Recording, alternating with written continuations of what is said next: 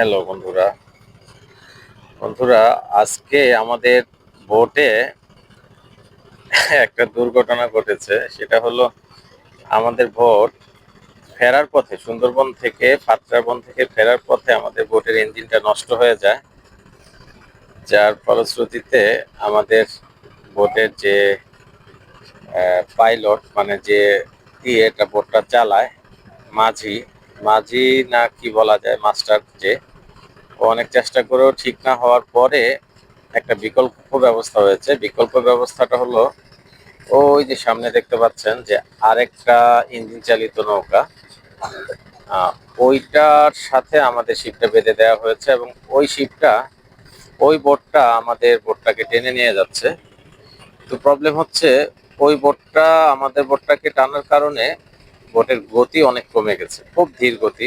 আল্লাহ জানে কতক্ষণ লাগে, আসার সময় তো 1.5 ঘন্টার মতো লেগেছিল।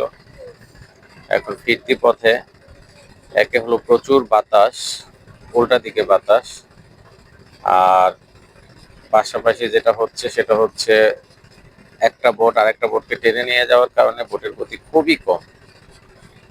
দেখা যাক কতদূর কি হয়, আল্লাহ ভালো জানে। তো সবকিছুর মধ্যেই তো একটা ভালো নিহিত থাকে।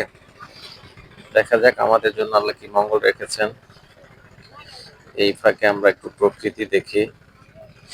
আর আজকে আমাদের টিমের সবচেয়ে ছোট দুইজন মেহমান, ওদেরকে জিজ্ঞেস করি, কি তোমাদের খিদে লাগছে? বিরক্তি লাগে? হ্যাঁ, ইঞ্জিন নষ্ট হওয়াতে ঝালমুড়ি খাইছো না?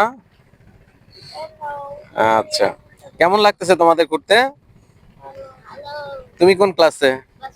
ক্লাস 5। মাশাআল্লাহ। আর তুমি কোন ক্লাস? তুমিও 5? তোমরা দুইজন কি ভাই? তাহলে বন্ধু। আচ্ছা,